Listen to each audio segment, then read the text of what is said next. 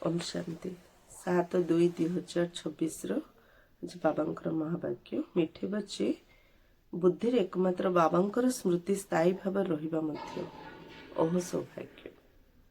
प्रश्न जो पिलामानकर सेवा करिवार शौक थिबो सेमानकर लक्षण किपरि होइथिबो? उत्तर सेमाने मुखरे ज्ञान सुनाइबा बिना रही पारिबे नाही। सेमाने आत्मिक सेवारे निजर हड्डी हड्डी अर्थात सर्वस्व स्वाहा करदेबे। अर्थ सारा दिन सेमाने लागी रहिबे। सेमानंकु कहाजिबो आत्मिक सेवारे हड्डी हड्डी स्वाहा करिबा। सेमानंकु रूहानी नॉलेज अर्थात आत्मिक ज्ञान सुनाइबारे बहुत खुशी मिलिबो। खुशी रे ही नाचुथिबे। सेमाने निज ठारू बड़ मानंकु बहुत सम्मान देउथिबे एवं सेमानंकु ठारू शिखुथिबे। बाबा सेवाधारी आज लक्षण कले। प्रकृत सेवाधारी काउ कहाजिबो? सेमानंकर लक्षण कौन? 1 सेमाने सारा दिन सेवारे रहिबे। 2 सेमाने काहाकु ज्ञान न शुणिकी रही पारियेनी। 3 सेमाने बड़ मानंकर सम्मान रखिए। 4 सेमाने बड़ मानंकु सबुबेले शिक्षा पई लक्ष्य रखे। ये होची सेवाधारी लक्षण। गीत अछि बदल जाए दुनिया ना बदलेंगे हम। ओम शांति। पिलामाने कवितार 2टी धाड़ी शुणिले यह प्रतिज्ञार कविता अटे। जेपरि कार निर्बंध होतिले सेमाने प्रतिज्ञा करथांती जे स्त्री पुरुष के परस्पर को छाड़िबे नहीं। काहा कार परस्पर मध्य संपर्क भल न रहिले छाड़ी मध्य देउछन्ते। एठार तुमे पिलामाने का सहित प्रतिज्ञा करछ? ईश्वरक सहित। जांको सहित तुम पिलामानकर बा आत्मरूपी प्रेमिका मानकर निर्बंध होइछि। किंतु एभली बाबा जे कि विश्वर मालिक करछन्ती तांको भी छाड़ी देउछन्ती। बाबा कहले बाहागर हेले मध्य 7 जन्म पई प्रतिज्ञा करछन्ती आमे केबे काहको छाड़ियोनी। हेले मध्य राजजटक सुझिले मध्य छाड़ देउछन्ती जण जणको। सेमती बाबा कहले एठी तमे का सहित प्रतिज्ञा करछ हाथ छाड़ीनी? स्वयं भगवान ईश्वरको। हेले मध्य बाबांको हाथ छाड़ीकी पळौछन्ती। जबे भी बाबा हमको विश्वर मालिक करछन्ती। एठार तुम पिला माने बाबांको सम्मुखरे बसे एवं जानिछ जेबे बेहतर बाप दादा आसीछन्ती।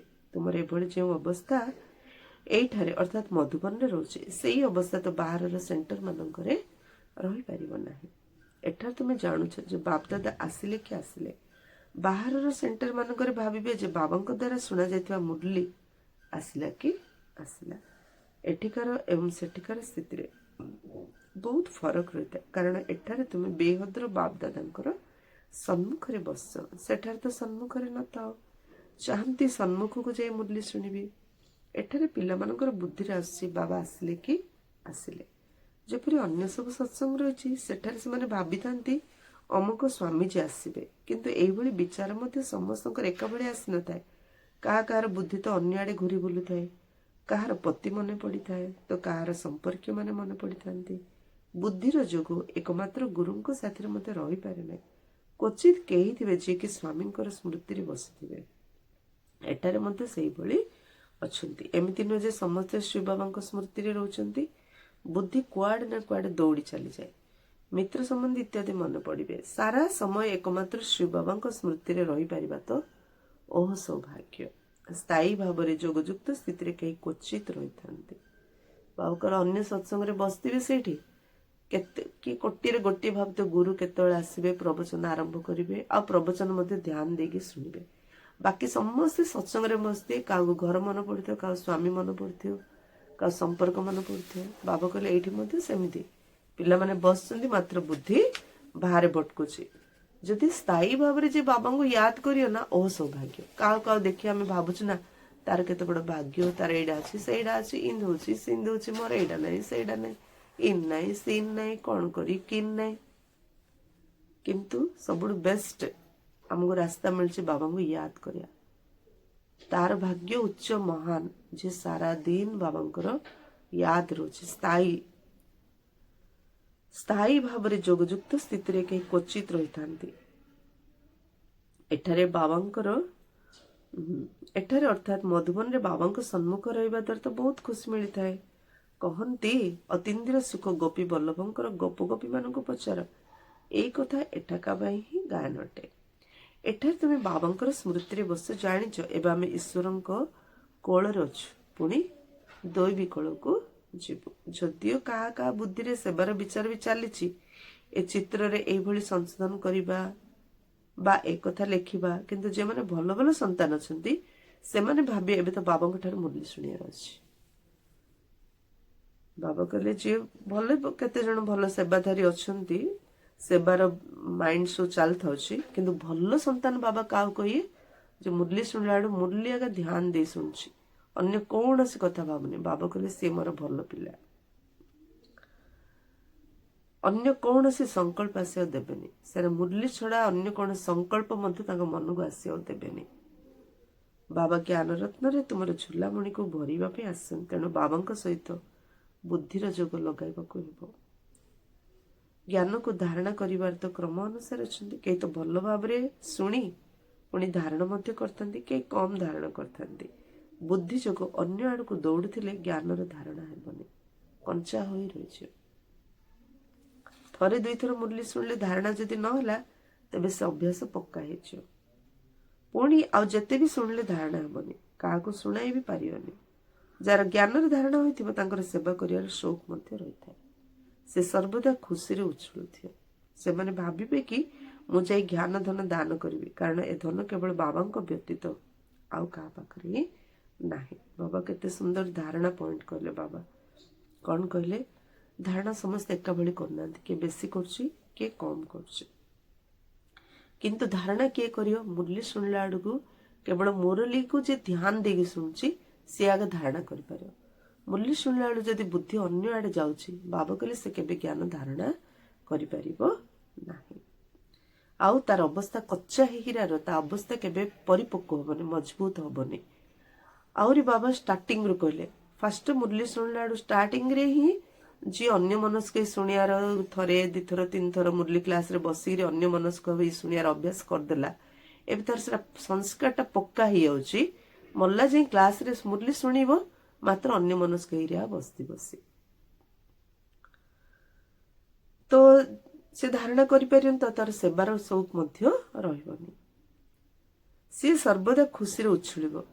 ଯେ ମୁରଲି ଶୁଣିଲା ବେଳକୁ ମୁରଲି ଧ୍ୟାନ ଦେଇ ଶୁଣିବ, ତାର ଧାରଣା ହବ, ଆଉ ସେ ସେବାର ମଧ୍ୟ ସୌକ ରଖିବ, ଆଉ ତାର ମନରେ ଉଚ୍ଛଳ ଆସିବ, ଆଜି ବାବା ଏତେ ବଢିଆ କଥାଟା କହିଲେ, ମୁଁ ଯିବି ସମସ୍ତଙ୍କୁ ଶୁଣେଇବି।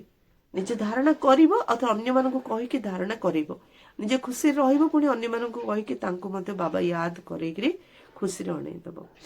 ସେ ସର୍ବଦା ଖୁସିରେ ଉଛୁଳୁଥିବେ।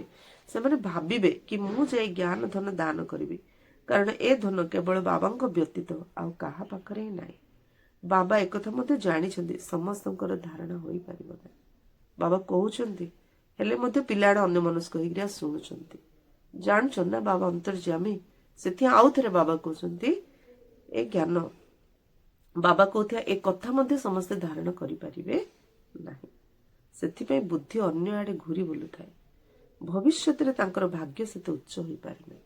ଆଉ ଥରେ ବାବା କହିଲେ, ମୁରଲି ଶୁଣିଲା ବେଳୁ ଯେ ମୁରଲିରେ ଧ୍ୟାନ ଦଉନି, ଅନ୍ୟ କଥା ଭାବୁଛି, ଭବିଷ୍ୟତରେ ତାର ଭାଗ୍ୟରେ ଉଚ୍ଚ ପଦ ନାହିଁ। କେହି ତ ପୁଣି ସ୍ଥୂଳ ସେବାରେ ହାଡ଼ଭଙ୍ଗା ପରିଶ୍ରମ କରିଥାନ୍ତି, ସମସ୍ତଙ୍କୁ ସନ୍ତୁଷ୍ଟ କରିଥାନ୍ତି, ଯେପରି ଭୋଜନ ପ୍ରସ୍ତୁତ କରି ଖାଆନ୍ତି। ଏହା ମଧ୍ୟ ଗୋଟେ ବିଷୟ ଅଟେ ନା। ଯାହାକୁ ସେବାର ସୌକ ଥିବ ସେ ଜ୍ଞାନ ନ ଶୁଣେଇ ରହିପାରିବ ନାହିଁ। ଯେମିତି ଯାହାକୁ ରୋଷେଇର ସୌକ ଥିବ, ସେ ଭଲ ଭଲ ରୋଷେଇ କରି ସମସ୍ତଙ୍କୁ ଖୁଆଇବ। ସେମିତି ଯାହାକୁ ସେବାର ସୌକ ଥିବ, ସେ ସମସ୍ତଙ୍କୁ ଜ୍ଞାନ ବାଣ୍ଟିବ। ପୁଣି ବି ବାବା ଦେଖିଥାନ୍ତି, ଆଙ୍କ ଭିତରେ ଦେହ ଅଭିମାନ ନାହିଁ ତ, ଇଏ ଭଲ ଜ୍ଞାନ ଶୁଣଉଛନ୍ତି, କିନ୍ତୁ ଆଙ୍କ ଭିତରେ ଦେହ ଅଭିମାନ ନାହିଁ ତ। ବାବା ଆଉଥରେ ଏଇଟା ମଧ୍ୟ ଦେଖୁଛନ୍ତି। ଦେହ ଅଭିମାନ ହେଲେ ବାବା କାହାକୁ କହିବେ? ବଡମାନଙ୍କୁ ସମ୍ମାନ ଦେଉଛନ୍ତି ନା ନାହିଁ? ସେବା କରୁଛନ୍ତି, ମାତ୍ର ବଡମାନଙ୍କୁ ସମ୍ମାନ ଦଉନାହାନ୍ତି। ତ ବାବା କହିଲେ ଆଙ୍କ ଭିତରେ ଦେହ ଅଭିମାନ ଅଛି। ଯଦି ଦଉଛ ତାହେଲେ ଦେହ ଅଭିମାନ ନାହିଁ। ବଡମାନଙ୍କୁ ସମ୍ମାନ ଦେଉଛନ୍ତି ନା ନାହିଁ? ବଡ ବଡ ମହାରଥୀ ମାନଙ୍କୁ ତ ସମ୍ମାନ ଦେବାକୁ ପଡିବ। ହଁ, କେହି କେହି ସାନ ମଧ୍ୟ ଅଧିକ ଯୋଗ୍ୟ ହୋଇଯାଇଥାନ୍ତି, ତେବେ ହୁଏତ ବଡମାନଙ୍କୁ ମଧ୍ୟ ତାଙ୍କୁ ସମ୍ମାନ ଦେବାକୁ ପଡିଥାଏ, କାହିଁକି ନା ତାଙ୍କର ବୁଦ୍ଧି ଶୀଘ୍ର ଏବଂ ଅଧିକ ଜ୍ଞାନକୁ ଧାରଣ କରିଥାଏ। ଆଉ ଥରେ ବାବା କହିଲେ, ସାନ ହୁଅନ୍ତୁ ବଡ ହୁଅନ୍ତୁ, ବଡ ହୁଅନ୍ତୁ ସାନ ହୁଅନ୍ତୁ, ଯେ ଜ୍ଞାନକୁ ଭଲ ଭାବରେ ଧାରଣା କରୁଛି, ସେବା କରୁଛି, ତାକୁ ସମସ୍ତଙ୍କୁ ସମ୍ମାନ ଦେବାକୁ ପଡିବ। ସେବାର ସୌକ ଥିବା ଦେଖି ବାବା ତ ଖୁସି ହେବେ ନା, କହିବି ଏ ଭଲ ସେବା କରିପାରିବ। ଯେ ସେବାର ସୌକ ରଖୁଛି ତାକୁ ଦେଖି ବାବା ଖୁସି ହଉଛନ୍ତି। सारा दिन प्रदर्शनी उपरे बुझाइबार अभ्यास करिया दरकार। प्रजा तो अनेक हुअन्ति ना, प्रजा तैयारी करिबार आउ तो कौनसी उपाय नहीं। सूर्यवंशी, चंद्रवंशी, राजा, राणी, प्रजा समस्ते एठारे ही हेबे। तेणु केते सेवा करिया दरकार। पिलामानंको बुद्धि रे एकथा तो अछि जे एबे आमे ब्राह्मण होइछु। घर गृहस्थ रहिबा द्वारा प्रत्येकंकर अवस्था तो अलगा अलगा रहिता ना। घर द्वार तो छाड़ियार नहीं। बाबा कहछन घरे पछे रुह, किंतु बुद्धि रे निश्चय करिया कहबो जे ए पुराना दुनिया तो विनाश ହେଲା कि ହେଲା। आमर एबे बाबांको सहित काम रहिछि। बाकरे घर तो रहिबा जीवा कुआडे, मात्र घरे रहले मते बुद्धि रे गोटे घर कर दियो। गोटे कथा भाबी दियो जे पुराना दुनिया तो एबे विनाश हे जिवो। आमर तो सब काम बाबा सहित। परिवार मोर कोडा ईश्वरीय परिवार। सब संबंध का सहित मोर बाबा सहित। सब काम का पाखरे बाबांको पाखरे। एक कथा मते जानिच कल्प पूर्वरु जेउ माने ज्ञान नेइथिले सेई माने ही नेबे। प्रति सेकेंड रे ड्रामार अविकल पुनरावृत्ति होछि। जे ज्ञान नेइथिले सेई माने नेबे। पुणी ड्रामा रिपीट्स इटसेल्फ। जेमती हेतिले सेमती ही रिपीट हो। आत्मा रे ज्ञान रहिता ना, बाबांको पाखरे मध्य ज्ञान रहिता। तुम संतान मानकु मध्य बाबांको भଳି हेबाको पड़ियो। ज्ञानर पॉइंट को धारण करिबाको हेबो। एका थरकरे सब पॉइंट बुझा जाएनि। विनाश मध्य सन्मुखरे दंडायमान। यह सेई महामारी लड़ाई। सत्ययुग त्रेता युग तो कौनसी लड़ाई हुए नहीं। ताहा तो पोरे जेतेବେଳେ अनेक धर्म होई जांती, सैन्य बाहिनी आदि तैयारी करंती, तेबे जाई लड़ाई आरंभ हुए। प्रथमे प्रथमे आत्मा माने सत प्रधान अवस्थारु तळको खसी थांती, पुणी सत रज तम अवस्थारे आसिथांती। तेबे एसबु कथा मते बुद्धि रखिबाको हेबो जे किपरि राजधानी स्थापन होउछि। एठार जेतेବେଳେ बसुछ सेतेବେଳେ बुद्धि रखिया हेबो जे श्री बाबा से हमकु संपत्ति दउछंती, जाहाकु बुद्धि रे धारण करियाको हेबो। भल भल पिला माने मुरली को नोट करथांती। लेखिबा तो भल कथा, लेखिबा द्वारा ज्ञानर विषय वस्तु सब बुद्धि रे आसीबो। आज ए टॉपिक उपरे बुझाइबे। बाबा कहछन मु तुमको केते संपत्ति देइथिली। सत्ययुग त्रेता युग रे तुम पाखरे असरंती संपत्ति थिला। पुणी बाम मार्ग रे जिबा द्वारा ताहा कमी कमी गला एवं खुशी मध्य कमियार लागिला। एते संपत्ति बाबा देइथिले, दी जुग बसी खाइले। जेमिति आत्मा विकार रे गला, बाम मार्ग रे गला, खुशी मध्य कमियला, संपत्ति मध्य कमियला। एबे पुणी आथरे जदि ए जन्म रे जदि पवित्र रहिबा, खुशी मध्य बढ़िबो, संपत्ति मध्य मिलिबो आ बढ़िबो। ए भगवानकर ग्यारंटी। किछ ना किछ विकर्म तो होई चलला। तळकु खसी खसी कला कमी कमी चलला। समस्तंकर अवस्था सत प्रधान सत रज तम देई गति करथाय ना। समस्ते सतरु रज को आसी थांती, किंतु एमिति नहीं जे तुरंत आसी जाई थांती। धीरे धीरे तळकु खसतांती। तम प्रधान अवस्था रे मध्य धीरे धीरे सीढ़ी ओल्लै थाओ, कला कमी कमी जाय थाए। दिन को दिन कला कमी कमी चली थाए। एबे ऊपर उठिबाको हेबो। तम प्रधान सत प्रधान हेबार अछि, सेथिपई समय मध्य दरकार। गान मध्य चढ़िले चाखिबे बैकुंठ रस, खसिले चकना चूर। किंतु काम विकार चापुड़ा लागले एकदम चकना चूर हो जाइथांते।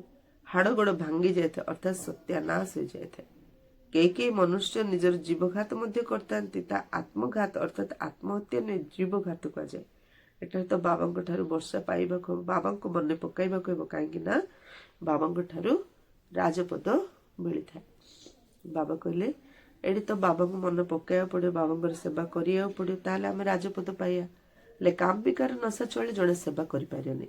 सेवार नशा चले काम विकार जियोनी, काम विकार नशा चले सेवा करियोनी।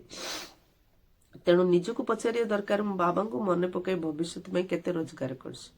एक तो सेवा करियार अछि सारा दिन, द्वितीय मु बाबांको मन पकाइ मु आत्मा मो पई केते जमा कलेनी निज निजे पचारिया। केते अंध मानकर लाठी होछि। घरे घरे ए संदेश देबाको हेबो जे पुराना दुनिया बदलिबाको जाउछि। बाबा नुआ दुनिया पे राजयोग शिखाउछंती। सीढ़ी चित्र रे ए सबरे स्पष्टीकरण रहिछि। ए चित्र सब तैयारी करिया पई परिश्रम करिया पड़ी थाए। सारा दिन विचार चलता है एभली एपरी सहज करी तैयारी करिबी जहार द्वारा कि केही भी बुझी पारे। सारा दुनिया तो एठा को आसीबनी, सारा दुनिया तो आश्रम को आसीनी बुझीनी। सेति पई चित्र जाको केते सहज करी बुझेबा जे समस्ते बुझी पारे। एमदी तो साहित्यिक भाषा, इंग्लिश कोटेशन, श्लोक सब कही तो समस्ते बुझुछंती, किंतु बाबा हमु सिखौछंती पूरा सहज करी बुझाओ। मु केते सहज करी बुझे पारी जे समस्ते जेमदी बुझी पारिबे। ଦେବୀ ଦେବତା ଧର୍ମର ଆତ୍ମା ମାନେ ହିଁ ଆସିବେ। ବାକି ମୁଁ ଯେତେ ସହଜ କରି ବୁଝେଇଲେ ମଧ୍ୟ ଯୋଉମାନେ ଦେବୀ ଦେବତା ଆତ୍ମା ହେଇଥିବେ ସେଇମାନେ ହିଁ ଆସିବେ। ତୁମର ସେବା ତ ବହୁତ ଚାଲିବ। ତୁମେ ତ ଜାଣିଛ ଆମର ଏ କ୍ଲାସ ଅର୍ଥାତ୍ ପାଠ ପଢା କେବେ ପର୍ଯ୍ୟନ୍ତ ଚାଲିବ। ସେମାନେ ତ କଳ୍ପର ଆୟୁଷ ଲକ୍ଷ ଲକ୍ଷ ବର୍ଷ ବୋଲି ଭାବୁଛନ୍ତି, ତେଣୁ ଶାସ୍ତ୍ର ଆଦି ଶୁଣାଇ ଚାଲିଛନ୍ତି। ଭାବୁଛନ୍ତି ଯେତେବେଳେ ଶେଷ ସମୟ ଆସିବେ ସେତେବେଳେ ସମସ୍ତଙ୍କର ସଦ୍ଗତିଦାତା ଆସିବେ ଏବଂ ଯେଉଁମାନେ ଆମର ଚେଲା ହୋଇଥିବେ ସେମାନଙ୍କର ମୁକ୍ତି ହୋଇଯିବ। ପୁଣି ଆମେ ମଧ୍ୟ ଯାଇ ଜ୍ୟୋତିରେ ମିଶିଯିବୁ। କିନ୍ତୁ ଏମିତି ତ ହବନି। ଗୁରୁ ଚେଲାମାନେ ଯେମିତି ଭାବୁଛନ୍ତି ଯେ ଆମେ ଯାଇ ବ୍ରହ୍ମରେ ଲୀନ ହେଇଯିବୁ, ଜ୍ୟୋତିରେ ମିଶିଯିବୁ, ବାବା କହିଲେ ଏମିତି ତ ହେଇବନି। ତୁମେ ଏବେ ଜାଣିଛ ଆମେ ଆମର ବାବାଙ୍କ ଦ୍ୱାରା ସଚ୍ଚା ସଚ୍ଚା ଅମର କଥା ଶୁଣୁଛୁ। ତେଣୁ ସେ ଅମର ବାବା ଯାହା କଥା କହୁଛନ୍ତି ତାହା ମାନିବାକୁ ମଧ୍ୟ ପଡିବ। ଅମର ବାବା ଆମକୁ ଅମର କରିବା ପାଇଁ ଆସନ୍ତି, ଉଚ୍ଚ ପଦ ଦେବା ପାଇଁ ଆସନ୍ତି। ତେଣୁ ସେ ଯାହା କହୁଛନ୍ତି ତାଙ୍କ କଥା ମଧ୍ୟ ଆମକୁ ମାନିବାକୁ ପଡିବ, କମ୍ପଲସରି। ବାବା କେବଳ ଏତିକି କଥା କହୁଛନ୍ତି, ମାନିବାକୁ ପଡିବ କହିଲେ ନା। ତ ବାବା କଣ କହୁଛନ୍ତି, ବାବା କଣ ଚାହୁଁଛନ୍ତି ଆମେ ମାନିବା? ବାସ୍ ମତେ ମନେ ପକାଅ ପବିତ୍ର ହୁଅ। ବାବା ଏତିକି ଚାହୁଁଛନ୍ତି ଆମଠୁ, ମତେ ମନେ ପକାଅ ପବିତ୍ର ହୁଅ। ନଚେତ ଦଣ୍ଡ ମଧ୍ୟ ବହୁତ ଭୋଗ କରିବାକୁ ପଡିବ, ପଦ ମଧ୍ୟ କମ ମିଳିବ। ତେଣୁ ସେବାରେ ମେହନତ କରିବାକୁ ହବ। ଯେପରି ଦଧିଚି ଋଷିଙ୍କର ଉଦାହରଣ ରହିଛି, ସେ ନିଜର ହାଡ ମଧ୍ୟ ସେବାରେ ଲଗାଇଥିଲେ। ନିଜର ଶରୀରର ମଧ୍ୟ ଚିନ୍ତା ନ କରି ସାରା ଦିନ ସେବାରେ ରହିବା, ତାକୁ କୁହାଯାଏ ସେବାରେ ହାଡ ଦେବା, ଅର୍ଥାତ୍ ସର୍ବସ୍ୱ ସ୍ୱାହା କରେ। ନିଜର ଶରୀର ପାଇଁ ମଧ୍ୟ ଚିନ୍ତା ନ କରି ଯେ ସେବା କରୁଛି ତାକୁ କୁହାଯିବ ହାଡ ହାଡ ବାବାର ସେବାରେ ଲଗେଇବା, ଅର୍ଥାତ୍ ସର୍ବସ୍ୱ ସ୍ୱାହା କରିବା। ଗୋଟେ ହେଲା ଶାରୀରିକ ପରିଶ୍ରମର ସେବା, ଆଉ ଗୋଟିଏ ହେଲା କଠିନ ଆତ୍ମିକ ସେବା। ଆତ୍ମିକ ସେବାଧାରୀ ମାନେ ଆତ୍ମିକ ଜ୍ଞାନ ହିଁ ଶୁଣାଉଥିବେ, ଜ୍ଞାନର ଧନ ଦାନ କରି ଖୁସିରେ ନାଚୁଥିବେ। ଦୁନିଆରେ ମନୁଷ୍ୟ ଯେଉଁ ସେବା କରୁଛନ୍ତି ତାହା ସବୁ ହେଲା ଶାରୀରିକ ସେବା। ଶାସ୍ତ୍ର ଶୁଣାଉଛନ୍ତି, ତାହା ତ କୌଣସି ଆତ୍ମିକ ସେବା ନୁହଁ। ଆତ୍ମିକ ସେବା ତ କେବଳ ବାବା ହିଁ ଆସି ଶିଖାଉଛନ୍ତି। ଆତ୍ମିକ ପିତା ହିଁ ଆତ୍ମିକ ସନ୍ତାନ ମାନଙ୍କୁ ପାଠ ପଢାଉଛନ୍ତି। ତୁମେ ପିଲାମାନେ ଏବେ ସତ୍ୟଯୁଗ ନୂଆ ଦୁନିଆକୁ ଯିବା ପାଇଁ ପ୍ରସ୍ତୁତ। ଅଛ। ସେଠାରେ ତୁମ ଦ୍ୱାରା କୌଣସି ବିକର୍ମ ହେବ ନାହିଁ। ତାହା ହେଉଛି ହିଁ ରାମ ରାଜ୍ୟ। ସେଠାରେ ତ ବହୁତ କମ ଲୋକ ରହିବେ। ଏବେ ତ ରାବଣ ରାଜ୍ୟରେ ସବୁ ଦୁଃଖୀ ଅଟନ୍ତି ନା। ଏହି ଜ୍ଞାନ ମଧ୍ୟ ତୁମମାନଙ୍କ ବୁଦ୍ଧିରେ ପୁରୁଷାର୍ଥର କ୍ରମ ଅନୁସାରେ ରହିଛି। ଏ ସିଢିର ଚିତ୍ରରେ ହିଁ ସାରା ଜ୍ଞାନ ଆସିଅଛି। ବାବା କହୁଛନ୍ତି ଅନ୍ତିମ ଜନ୍ମ ପବିତ୍ର ହୁଅ, ତେବେ ପବିତ୍ର ଦୁନିଆର ମାଲିକ ହେବ। ତୁମକୁ ଏଭଳି ବୁଝାଇବାକୁ ହେବ ଯେ ଯାହା ଦ୍ୱାରା ମନୁଷ୍ୟମାନଙ୍କୁ ଜଣା ପଡିଯିବ ଯେ ଆମେ ଶତପ୍ରଧାନରୁ ତମ ପ୍ରଧାନ ହୋଇଯାଉଛୁ। ପୁଣି ଏ ଯୋଗର ଯାତ୍ରା ଦ୍ୱାରା ହିଁ ଶତପ୍ରଧାନ ହେବୁ। ଦେଖିଲେ ହିଁ ବୁଦ୍ଧିରେ ଆସିବ ଏହି ଜ୍ଞାନ କାହା ପାଖରେ ନାହିଁ। ପଚାରିବେ ସିଢି ଚିତ୍ରର ଅନ୍ୟ ଧର୍ମର ସମାଚାର ବା ବିବରଣୀ କାହିଁ? ତାର ସବୁ ବିବରଣୀ ଏହି ସୃଷ୍ଟି ଚକ୍ରର ଚିତ୍ରରେ ଲେଖାଯାଇଛି। ଅନ୍ୟ ଧର୍ମର ଆତ୍ମାମାନେ ତ ନୂଆ ଦୁନିଆରେ ଆସୁନାହାନ୍ତି, ସେମାନଙ୍କୁ ଶାନ୍ତି ମିଳିଯାଉଛି, ଅର୍ଥାତ୍ ସେମାନେ ଶାନ୍ତି ଧାମକୁ ଚାଲି ଯାଉଛନ୍ତି। ଭାରତବାସୀ ହିଁ ସ୍ୱର୍ଗରେ ଥିଲା ନା। ବାବା ମଧ୍ୟ ଭାରତକୁ ଆସି ରାଜଯୋଗ ଶିଖାଉଛନ୍ତି। ସେଥିପାଇଁ ଭାରତର ପ୍ରାଚୀନ ଯୋଗ ସମସ୍ତେ ଶିଖିବାକୁ ଚାହୁଁଛନ୍ତି। ଏସବୁ ଚିତ୍ରରୁ ସେମାନେ ନିଜେ ନିଜେ ବୁଝିଯିବେ ଯେ ବାସ୍ତବରେ ନୂଆ ଦୁନିଆରେ କେବଳ ଭାରତ ହିଁ ଥିଲା। ନିଜର ଧର୍ମକୁ ମଧ୍ୟ ବୁଝିଯିବେ। ଯଦିଓ ଯୀଶୁଖ୍ରୀଷ୍ଟ ଧର୍ମ ସ୍ଥାପନ କରିବା ପାଇଁ ଆସିଥିଲେ, କିନ୍ତୁ ବର୍ତ୍ତମାନ ସମୟରେ ସେ ତ ତମ ପ୍ରଧାନ ଅଟନ୍ତି। ଏହା ରଚୟିତା ଓ ରଚନାର କେତେ ବିଶାଳ ଜ୍ଞାନ ଅଟେ। ତୁମେ କହିପାରିବ ଆମକୁ କାହାର ଟଙ୍କା ପଇସାର ଆବଶ୍ୟକତା ନାହିଁ, ଆମେ କାହାର ପଇସା କଣ କରିବୁ, ଏମିତି ଆମେ କହିପାରିବା। ତୁମେ ମଧ୍ୟ ଶୁଣ ଏବଂ ଅନ୍ୟମାନଙ୍କୁ ମଧ୍ୟ ଶୁଣ। ଅନ୍ୟ କହିବା ଟଙ୍କା ପଇସା ନାହିଁ, ଫାଷ୍ଟ ତମେ ଜ୍ଞାନ ଶୁଣ, ଅନ୍ୟମାନଙ୍କୁ ଶୁଣାଅ। ଏହି ଚିତ୍ର ମାଧ୍ୟମରେ ସେବା କରିବାର ଅଛି। ହଲ୍ ତିଆରି କରିଦିଅ ଯୋଉଠି ଜ୍ଞାନ ଶୁଣା ଯାଇପାରିବ। ତାଙ୍କୁ କୁହ ଆମ ପଇସା କଣ ଦରକାର, ପଇସା ଦରକାର, ତମେ ହଲ୍ଟା ତିଆରି କରିଦିଅ, ଏଠି ଆମେ ଅନ୍ୟମାନଙ୍କୁ ଜ୍ଞାନ ଶୁଣେଇ ପାରିବୁ। ବାକି ଆମେ ପଇସା ନେଇ କଣ କରିବୁ? ତୁମର ହିଁ ଘରର କଲ୍ୟାଣ ହଉଛି। ତୁମେ କେବଳ ବ୍ୟବସ୍ଥା କର। ବହୁତ ଲୋକ ଆସି କହିବେ ଯେ ଏଠାରେ ଯେଉଁ ରଚୟିତା ଏବଂ ରଚନାର ଜ୍ଞାନ ମିଳୁଛି ତା ତ ବହୁତ ଭଲ। ଏକଥାକୁ ମନୁଷ୍ୟମାନେ ହିଁ ବୁଝିବା ଦରକାର। ବିଦେଶୀମାନେ ଜ୍ଞାନ ଶୁଣିବା ବହୁତ ପସନ୍ଦ କରିବେ, ବହୁତ ଖୁସି ଭାବିବେ ଆମେ ମଧ୍ୟ ବାବାଙ୍କ ସହିତ ଯୋଗ ଲଗାଇବୁ, ତେବେ ଆମର ବିକର୍ମ ବିନାଶ ହବ। ସମସ୍ତଙ୍କୁ ବାବାଙ୍କର ପରିଚୟ ଦେବାକୁ ହବ। ସମୟ ଆସିବ ସମସ୍ତେ ବୁଝିପାରିବେ ଯେ ଜ୍ଞାନ ତ ଈଶ୍ୱରଙ୍କ ବିନା କେହି ହେଲେ ଦେଇପାରିବେନି। ଏମିତି ସମୟ ଆସିବେ ସମସ୍ତେ ବୁଝିବେ ବୋଲି ବାବା କହିଥିଲେ, କିନ୍ତୁ ଏବେ ସେ ସମୟ ଆସିଛି ଆଉ ସମସ୍ତେ ବୁଝୁଛନ୍ତି ମଧ୍ୟ ଯେ ଜ୍ଞାନ ଈଶ୍ୱରଙ୍କ ଛଡ଼ା କେହି ଦେଇପାରିବେ ନାହିଁ। କହୁଛନ୍ତି ଭଗବାନ ହିଁ ବହିସ୍ଥ ଅର୍ଥାତ୍ ସ୍ୱର୍ଗ ସ୍ଥାପନା କରୁଛନ୍ତି, କିନ୍ତୁ ସେ କିପରି ଆସନ୍ତି ଏକଥା କାହାକୁ ଜଣା ନାହିଁ। ତୁମମାନଙ୍କର କଥା ଶୁଣି ଖୁସି ହେବେ ଏବଂ ପୁରୁଷାର୍ଥ କରି ଯୋଗ ଶିଖିବେ। ତମ ପ୍ରଧାନରୁ ଶତ ପ୍ରଧାନ ହେବା ପାଇଁ ପୁରୁଷାର୍ଥ କରିବେ। ସେବା କରିବା ପାଇଁ ତ ବହୁତ ବିଚାରଚାରିଆ ଦରକାର। ସେବା କରିବା ପାଇଁ ତ ବହୁତ ବିଚାରଚାରିଆ ଦରକାର। ଭାରତ ଭିତରେ ଯୋଗ୍ୟତା ଦେଖାଇଲେ ବାବା ବାହାରକୁ ମଧ୍ୟ ପଠେଇବେ। ଏ ମିଶନ ଅର୍ଥାତ୍ ସେବାର ସଂଗଠନ ବାହାରକୁ ମଧ୍ୟ ଯିବ। ଯଦି ଗ୍ରୁପ ହେଇକିରି ଆମେ ଭଲ ଭାବରେ ସେବା କରିବା, ବାବା କହିଲେ ତମ ଗ୍ରୁପକୁ ମୁଁ ବିଦେଶ ମଧ୍ୟ ପଠେଇବି, ଯେ ଏ ଗ୍ରୁପଟା ଯାଇକି ବିଦେଶରେ ମଧ୍ୟ ଭଲ ସେବା କରିପାରିବେ। ଏବେ ତ ସମୟ ଅଛି ନା, ନୂଆ ଦୁନିଆ ତିଆରି ହେବାର କ'ଣ ଡେରି ଲାଗିବ କି? ଯଦି କେଉଁଠି ଭୂମିକମ୍ପ ଆଦି ହଉଛି, ସେଟା 2-3 ବର୍ଷ ଭିତରେ ପୁଣି ଏକଦମ ନୂଆ ଘର ତିଆରି କରିଦଉଛନ୍ତି। ଯଦି କାରିଗର ବହୁତ ଥିବେ, ସବୁ ଜିନିଷ ପ୍ରସ୍ତୁତ ଥିବ, ତେବେ ନୂଆ ଘର ତିଆରି କରିବା ପାଇଁ କ'ଣ ଡେରି ଲାଗିବ କି? ସବୁ ରେଡି ହେଇଥିଲେ ଘର ତିଆରି କରିବା ପାଇଁ ଡେରି ଲାଗିବ କି? ବିଦେଶରେ ଘର ସବୁ କିପରି ତିଆରି ହୁଏ? ମିନଟ ମଟର ଅର୍ଥାତ୍ ନିମିଷକ ମଧ୍ୟରେ ଖୁବ କମ ସମୟ ଭିତରେ ତିଆରି ହୋଇଥାଏ। ତେବେ ସ୍ୱର୍ଗ ଦୁନିଆରେ କେତେ ଶୀଘ୍ର ତିଆରି ହେଉଥିବ। ସୁନା ରୂପା ଆଦି ତୁମକୁ ବହୁତ ମିଳିଯାଉଛି। ଶିଖ ମାନଙ୍କର ତୁମକୁ ସୁନା ଚାନ୍ଦି ଆଦି ବହୁତ ମିଳିଯାଇଥାଏ। ଯାହାର କଳା କୌଶଳ ସବୁ ଏବେ ଶିଖୁଛନ୍ତି। ବିଜ୍ଞାନରେ କେତେ ଅହଙ୍କାର ଚାଲିଛି, ଏଇ ବିଜ୍ଞାନ ପୁଣି ସେଠାରେ କାମରେ ଆସିବ। ଏବେ ଯାହା ଶିଖୁଛନ୍ତି ବିଜ୍ଞାନର କଳା ପୁଣି ସତ୍ୟ ଯୁଗରେ କାମରେ ଆସିବ।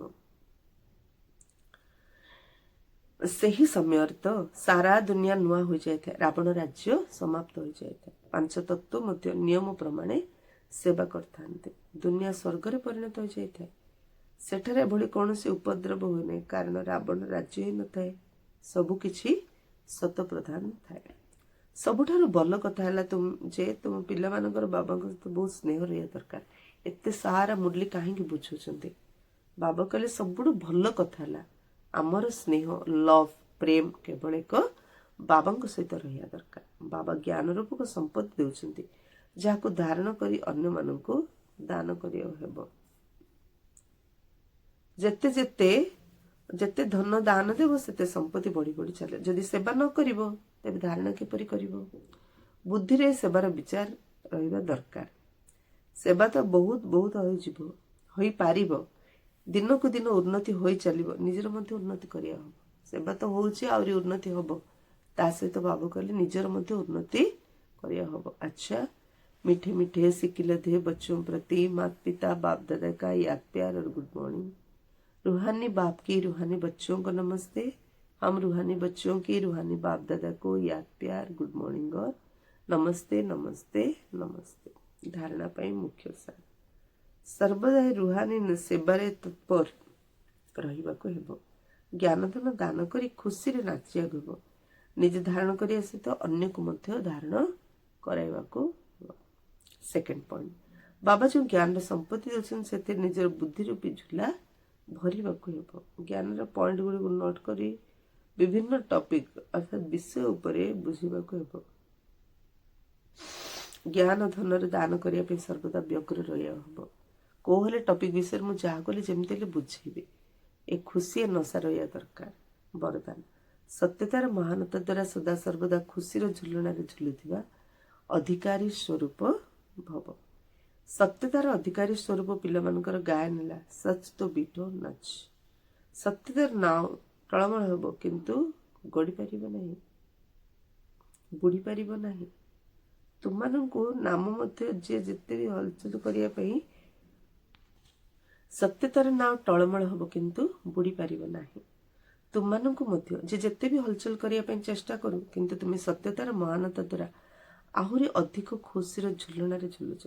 सेमाने तुमको हलचल करना बरं तुमर झुलना को झुलाउछन्ति। जी भी हमको बाधा विघ्न दउछन्ति पुरुषार्थ रे सेवारे बाबा कहले एमदी भाव से माने हलचल करना मात्र आम दोली रे बसु आम दोलीटा को सेमाने झुलाउछन्ति।